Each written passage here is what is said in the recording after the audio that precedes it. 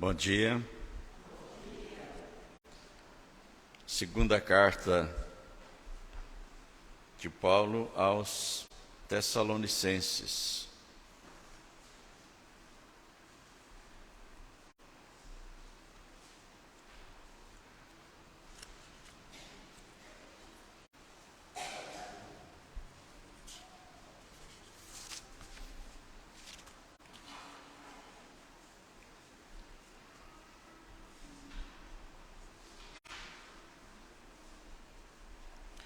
Nós leremos no capítulo 2, a partir do versículo 7 até o final do capítulo.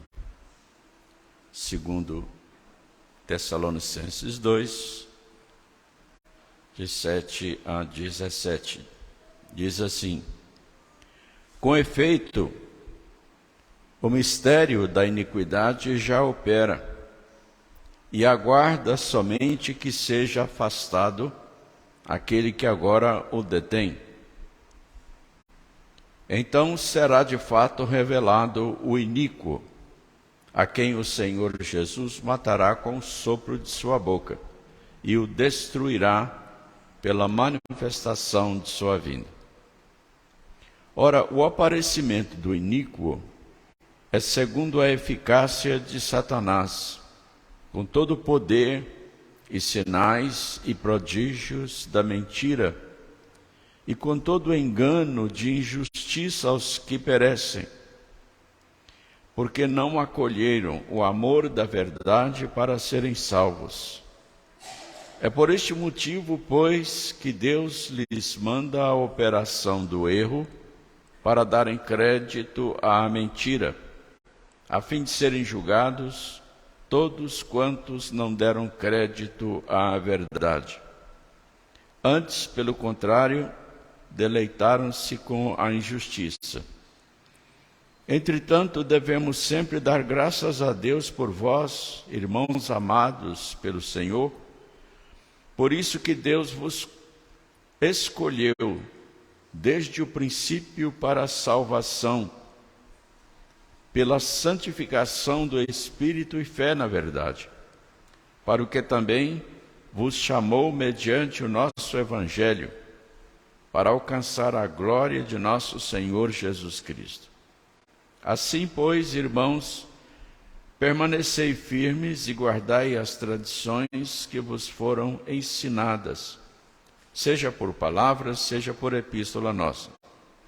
Ora, nosso Senhor Jesus Cristo mesmo, e Deus nosso Pai, que nos amou e nos deu eterna consolação e boa esperança pela graça, console os vossos corações e os confirme em toda boa obra e boa palavra.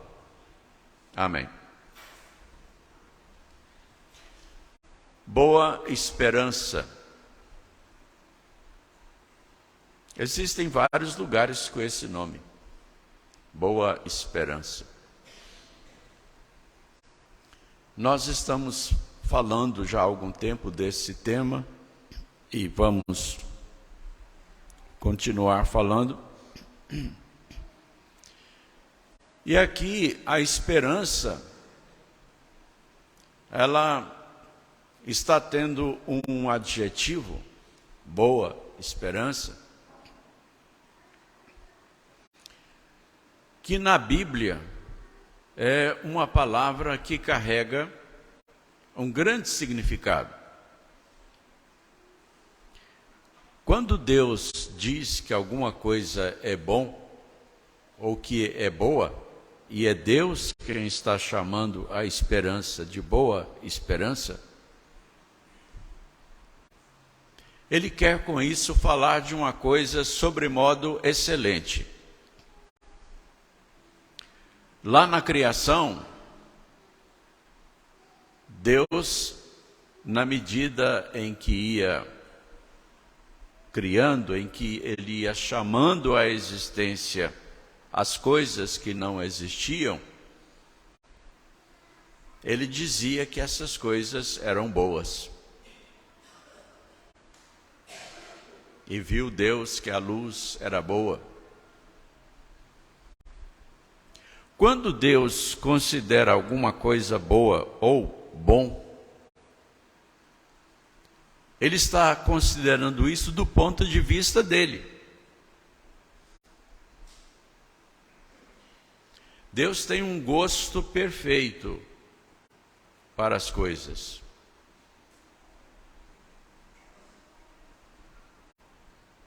Quando Ele critica a sua própria obra ou as suas próprias virtudes, Ele está falando de algo que é perfeito, do ponto de vista dele.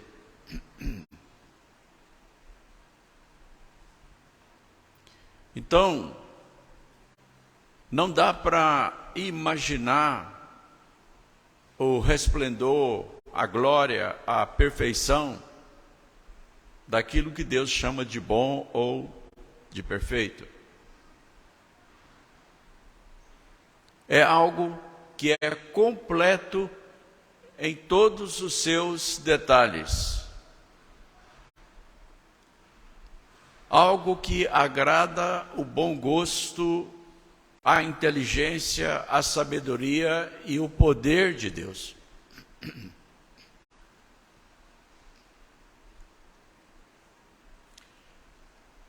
Nós gostamos das coisas e temos adjetivos para enaltecer aquilo que nos agrada. Nós dizemos que uma coisa é bonita, é linda. Nós manifestamos o nosso agrado, a nossa admiração através de vários adjetivos. E todos os adjetivos que nós pudermos reunir não são suficientes para adjetivar, para classificar uma coisa que Deus faz. Uma coisa que Deus considera excelente do seu próprio ponto de vista. Então, quando Deus chama a esperança de boa esperança, é porque Ele sabe o que é que essa esperança significa e o que é que ela reserva para nós. Nós não sabemos. Nós vamos ficar mais do que de boca aberta, nós vamos ficar extasiados, fascinados, assombrados, profundamente admirados, quando nós pudermos abrir os nossos olhos no novo céu e na nova terra. Será uma fascinação indescritível.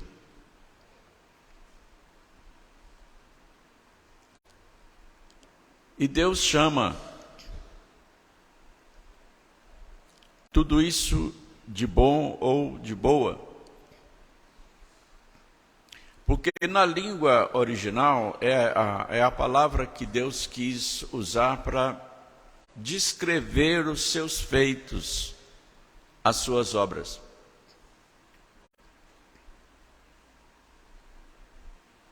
A Bíblia diz que quando nós contemplarmos todas as obras do Senhor, nós ficaremos satisfeitos com a bondade do Senhor.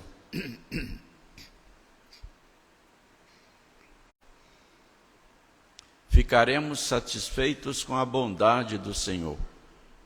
A palavra bondade é derivada da palavra bom.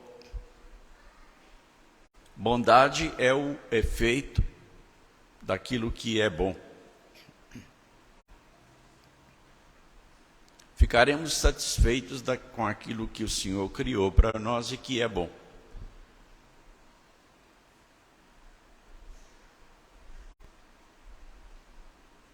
A esperança é boa. Por mais que nós imaginemos, nós não vamos conseguir atingir a profundidade, a extensão, a altura, a largura dessa palavra. Mas aqui no texto em que nós lemos, essa boa esperança, essa esperança que é boa, ela é apresentada levando-se em conta dois contextos. E é desses dois contextos que nós queremos falar, um contexto ímpio e um contexto santo, nos quais a esperança está atuando.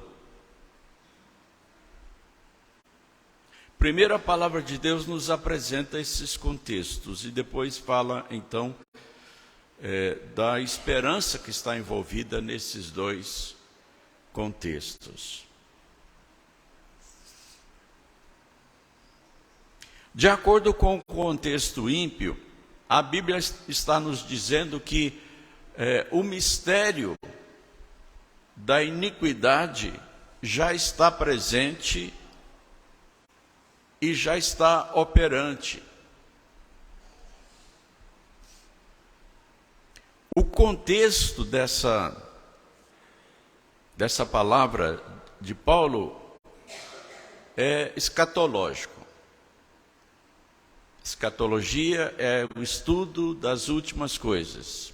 Então nós estamos falando da volta de Cristo e o que precede a volta de Cristo. No texto que nós lemos vai falar do surgimento do anticristo, que surge pouco tempo antes da volta de Cristo.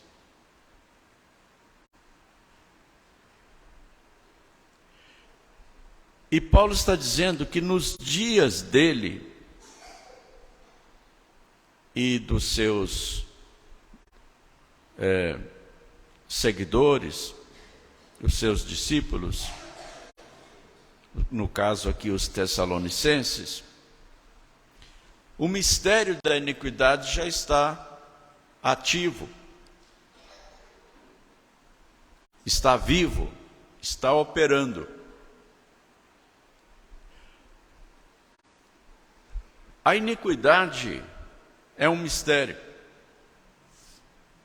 assim como várias outras coisas nas Escrituras são também um mistério.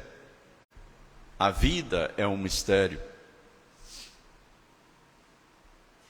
A obra de Cristo é um mistério. São coisas que nós não conseguimos sondar completamente, entender completamente. Assim é a iniquidade. Ela é um mistério.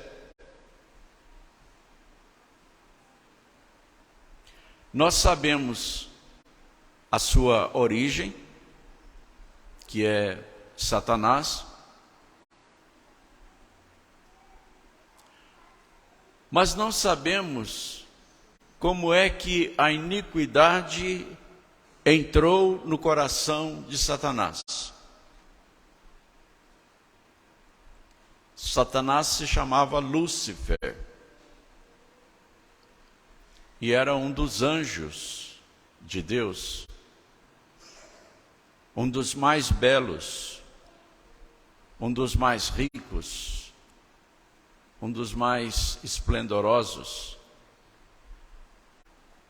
A descrição dele está na Bíblia.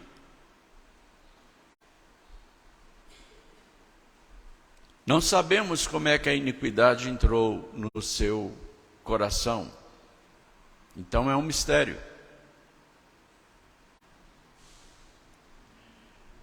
E a maneira também como essa iniquidade afetou a raça humana e toda a criação de Deus é um mistério. É insondável. Nós estamos sofrendo as consequências da ação desse mistério, que é a iniquidade.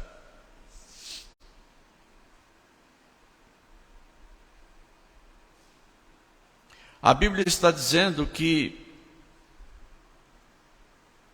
alguma coisa está impedindo que essa iniquidade se manifeste por completo.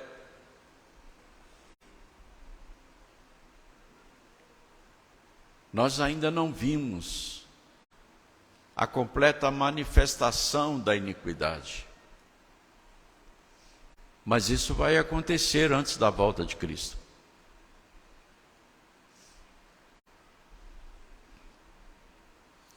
E então, a terra vai se maravilhar. Porque a Bíblia está dizendo aqui que a manifestação do iníquo, aquele que vai ser a encarnação da iniquidade, será segundo a eficácia e o poder de Satanás. Ou seja, surgirá alguém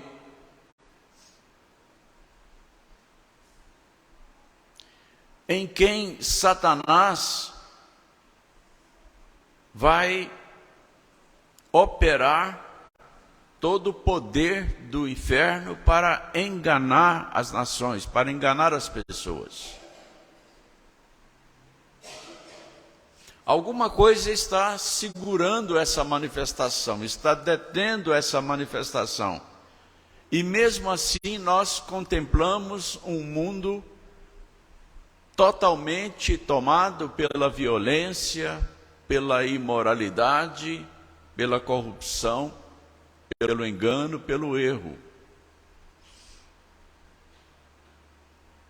É espantoso o que nós lemos e ouvimos todos os dias a respeito do que está acontecendo no mundo. Coisas escabrosas, cada vez piores.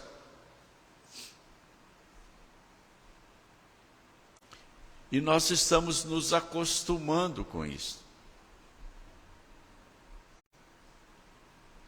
É o mistério da iniquidade que já está operando, que já operava nos dias de Paulo e vem operando, num crescendo.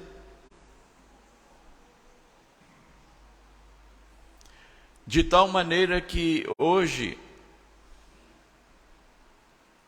o mundo está se tornando, o mundo todo, como Sodoma e Gomorra. E toda a terra será tomada pelo mesmo espírito de iniquidade que havia nas cidades de Sodoma e Gomorra. É isso que a Bíblia diz, o apóstolo Paulo é bem claro com relação a isso.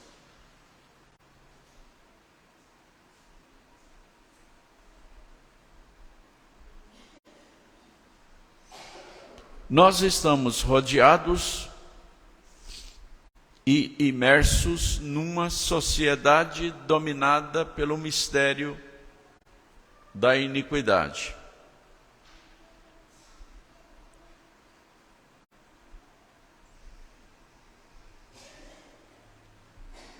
E aquele que será uma encarnação da iniquidade, que o apóstolo Paulo chama de iníquo, ele será revelado pouco antes da volta de Cristo, realizando coisas extraordinárias, coisas poderosas, coisas que vão ser maravilhosas aos olhos do mundo.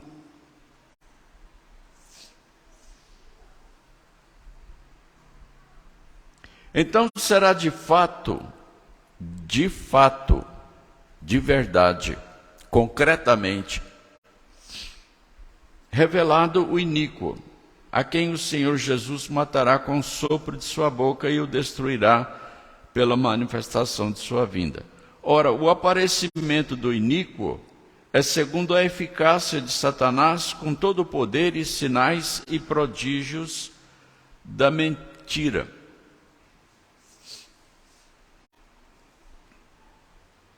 Eu fico imaginando aqueles dias, porque hoje Qualquer embusteiro, falso Cristo, falso apóstolo, falso Messias que aparece, já conquista multidões. Muitos desses falsos apóstolos e falsos Messias e falsos Cristos manifestam poderes através de fraudes.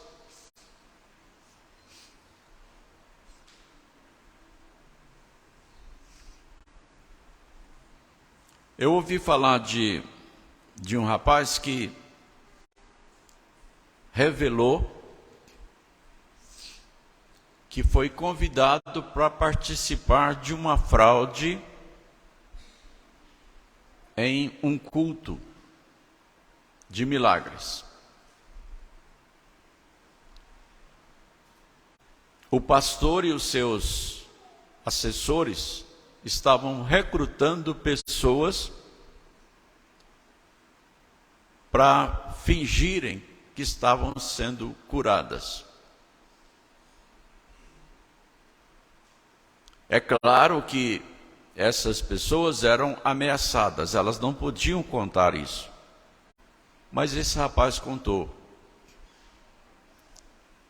E foi por isso que ele deixou a sua comunidade. Ele ficou escandalizado com aquilo, abandonou a sua comunidade e contou o que estava acontecendo. E muitas dessas fraudes de milagres, especialmente de cura e exorcismos, têm sido descobertas. A tecnologia, inclusive, tem sido usada para enriquecer essas fraudes, para tornar essas fraudes evidentes, entre aspas, como se fossem verdadeiros milagres. E mesmo assim as pessoas ficam fascinadas, mesmo quando é uma fraude. E as pessoas seguem esses líderes. As pessoas adoram esses líderes, estão dispostas a fazer o que eles quiserem. Ficam fanatizadas. Tão fanatizadas que quando se descobre a fraude, elas não acreditam. Preferem continuar seguindo aquele líder. Isso é uma tendência humana. O ser humano, por causa da queda, parece que ele ficou gostando do erro, do engano, daquilo que é errado.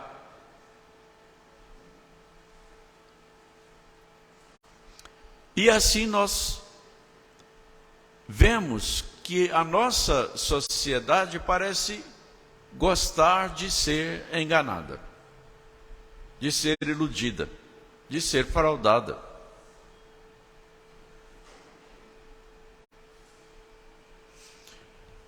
Aqui nós estamos vendo uma situação que será muito pior do que tudo quanto nós já vimos e do que a história já registrou. Talvez seja da vontade de Deus que os nossos olhos vejam aqueles dias. Quando vai surgir alguém que vai realizar, não através de uma fraude qualquer, mas pelo poder de Satanás, coisas espantosas. Se hoje as pessoas já se prostram perante um pregador, um pastor, um apóstolo, que se diz milagreiro, poderoso, o que vai acontecer diante desse iníquo, desse homem da iniquidade, com todo esse poder? Porque a Bíblia diz que até fogo do céu ele vai fazer descer sobre a terra. Aquilo que Jesus se recusou a fazer, ele vai fazer. Quando esse iníquo é chamado de anticristo, significa que ele vai se colocar no lugar de Cristo. Ele vai se apresentar como sendo Cristo. Todos nós estamos esperando por Cristo. Esse iníquo vai se apresentar como Cristo. É por isso que ele é chamado de anticristo. A Bíblia diz que ele inclusive vai se assentar no templo de Deus como se fosse o próprio Deus, o próprio Cristo. E ele vai realizar milagres, feitos extraordinários, para enganar as pessoas. Aqui está dizendo que o aparecimento do iníquo é segundo a eficácia de Satanás, com todo o poder e sinais e prodígios da mentira.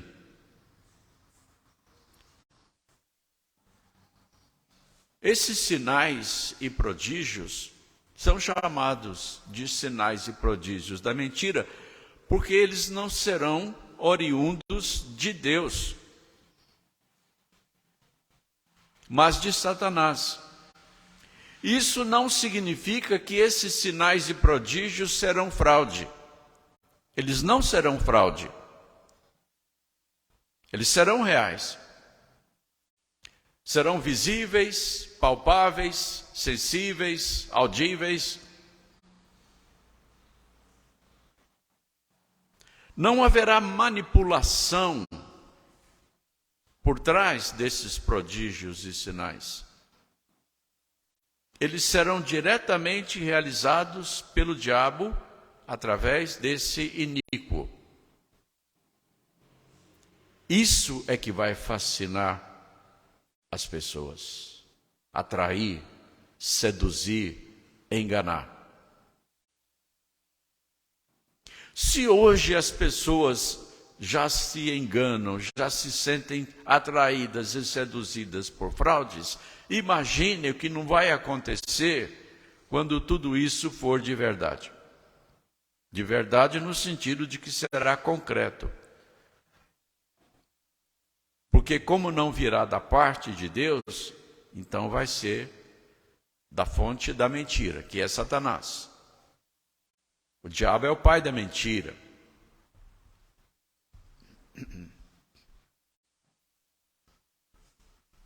Imaginem aqueles dias, com o mundo inteiro sendo seduzido por coisas fantásticas, extraordinárias, porque a Bíblia chama de prodígios, com todo o poder e eficácia de Satanás. E a Bíblia é clara com relação ao poder de Satanás. É um poder limitado por Deus. Mas a corrente que prende Satanás é bem comprida. E dentro dos limites que Deus deu a Satanás para agir, dentro do perímetro que ele tem para agir, ele pode fazer o que quiser.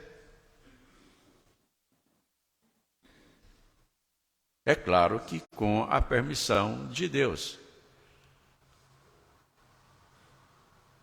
Mas ele vai fazer coisas fantásticas, porque ele vai ter o poder dado por Deus de enganar. Observem aqui É por este motivo, versículo 11, é por este motivo, pois, que Deus lhes manda a operação do erro, para darem crédito à mentira, a fim de serem julgados todos quantos não deram crédito à verdade.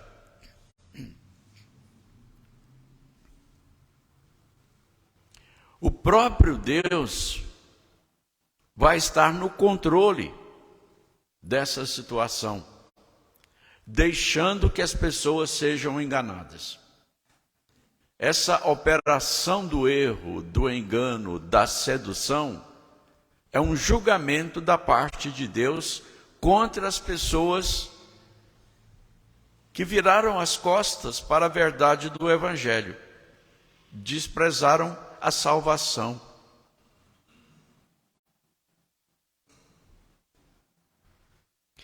Aqui diz que elas deixaram de crer em Cristo para serem salvas.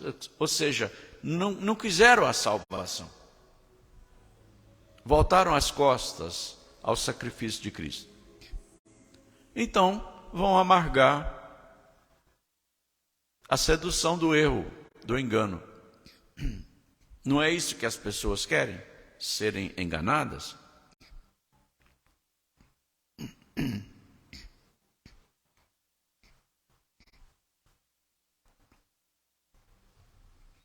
Então, essa sedução do erro será uma vingança de Deus contra aqueles que rejeitaram a verdade.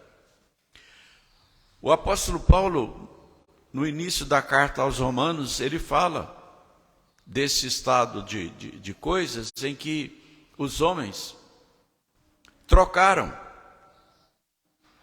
a verdade de Deus pela injustiça, pela mentira. Então Deus vai fazer com que eles sejam seduzidos por essa mentira que eles preferiram. E o resultado dessa mentira que é o inferno.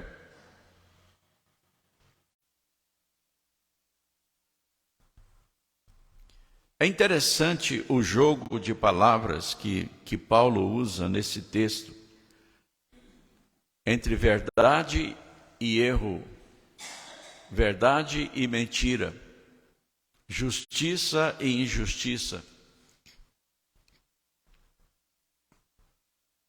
Deus oferece a verdade, o ser humano prefere o erro. Deus oferece a justiça através de Cristo, o ser humano prefere a injustiça. Então, que fique com o erro e com a injustiça.